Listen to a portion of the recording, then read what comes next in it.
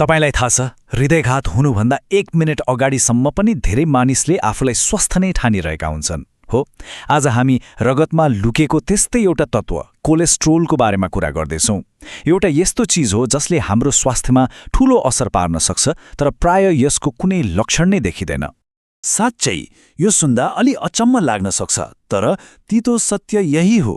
कहिलेकाहीँ बाहिरबाट हेर्दा एकदमै स्वस्थ देखिँदा पनि भित्रभित्रै मुटु सम्बन्धी गम्भीर समस्याहरू बिना कुनै चेतावनी बढिरहेका हुन सक्छन्। हो, यही प्रश्नले हामीलाई आजको मुख्य विषय कोलेस्ट्रोलतर्फ लैजान्छ। यो एउटा यस्तो लुकेको खतरा हो जुन देखिँदैन, तर हाम्रो शरीरभित्र बिस्तारै बिस्तारै बढेर धमनीहरूलाई नै बन्द गरिरहेको हुन सक्छ। ल, अब सुरु गरौँ यो अदृश्य खतराको परिचयबाट। आखिर यो कोलेस्ट्रोल भन्ने चिज के हो र यसले हाम्रो स्वास्थ्यको लागि किन यति धेरै महत्त्व राख्छ? आउनुहोस् बुझौँ। सुन्दा त कोलेस्ट्रोल खराब मात्रै हो जस्तो लाग्न सक्छ, तर त्यस्तो होइन है। वास्तवमा हाम्रो शरीरका हरेक कोशिका र हर्मोन बनाउनका लागि कोलेस्ट्रोल नभई हुँदैन। तर जब यसको मात्रा चाहिने भन्दा बढी हुन्छ, त्यही आवश्यक तत्त्व हाम्रो स्वास्थ्यका लागि सबैभन्दा ठूलो जोखिम बन्न पुग्छ।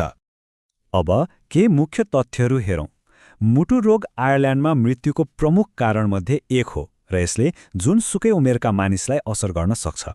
तर यहाँ सबैभन्दा महत्त्वपूर्ण र राम्रो खबर के हो भने स्वस्थ जीवनशैली अपनाएर धेरैजनाको लागि यो समस्यालाई ढिला बढ्न वा रोक्न पनि सम्भव छ।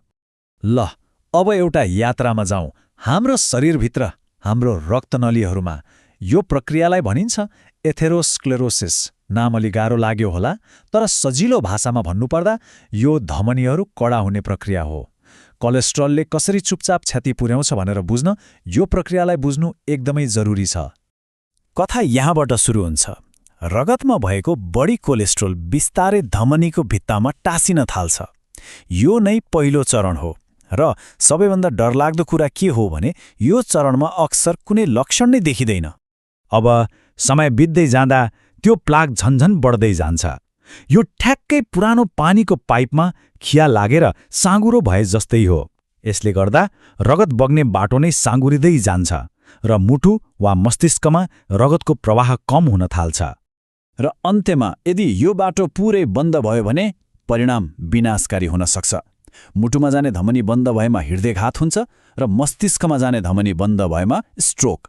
यसले देखाउँछ कि कसरी कोलेस्ट्रोलको सानो जमावटले जीवनलाई नै खतरामा पार्ने घटना निम्त्याउन सक्छ। अब कोलेस्ट्रोलको यो कथामा दुईवटा मुख्य पात्र छन्, जस्तै कुनै फिल्ममा हुन्छ नि, एउटा हाम्रो स्वास्थ्यको हिरो र अर्को भेलेन।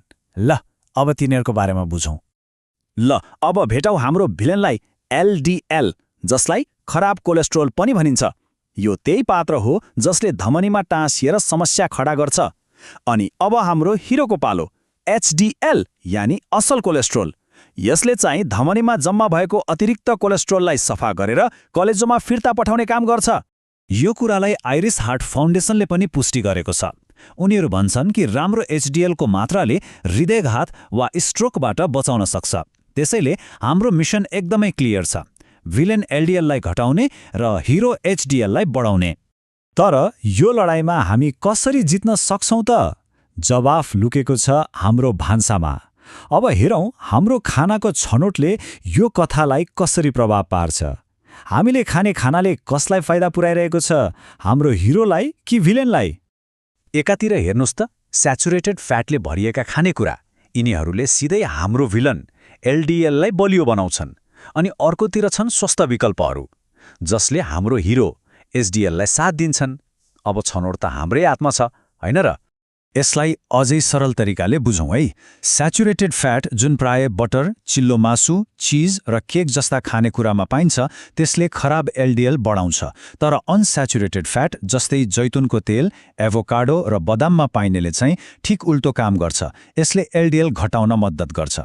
ल, यति धेरै कुरा बुझिसकेपछि अब सबैभन्दा महत्त्वपूर्ण प्रश्न, हामी के गर्न सक्छौँ त? र खुसीको कुरा के हो भने आफ्नो स्वास्थ्यको नियन्त्रण आफ्नै हातमा लिन हामी धेरै कुरा गर्न सक्छौँ। हाम्रो हिरो एचडिएल कोलेस्ट्रोललाई बलियो बनाउने तीनवटा एकदमै सरल तर शक्तिशाली तरिका छन्। पहिलो, अलि बढी सक्रिय हुने, दोस्रो आफ्नो तौललाई नियन्त्रणमा राख्ने र तेस्रो यदि धूम्रपान गर्ने बानी छ भने त्यसलाई आजै छोड्ने। यी ससाना परिवर्तनले ठूलो फरक पार्न सक्छ। अब खानाको कुरा गर्दा यहाँ केही सजिलो टिप्स छन् जुन आजैबाट सुरु गर्न सकिन्छ। जस्तै हप्तामा 2 पटक तेलयुक्त माछा खाने, खाना बनाउँदा जैतुन वा तोरीको तेल जस्ता स्वस्थ तेल प्रयोग गर्ने, अनि गुलियो खानेकुराहरू अलि कम गर्ने। यी साना परिवर्तनहरूले लामो समयसम्म ठूलो प्रभाव पार्न सक्छन्। अब यो सबै जानकारीपछि अन्त्यमा एउटा प्रश्न आफैलाई सोधौँ। स्वास्थ्य भनेको एउटा यात्रा हो र हरेक यात्रा एक पाइलाबाटै सुरु हुन्छ। आफ्नो मुटुलाई स्वस्थ राख्नको लागि आजैबाट सुरु गर्न सकिने त्यो एउटा सानो परिवर्तन के हुन सक्छ? एकपटक सोच्नुहोस् त।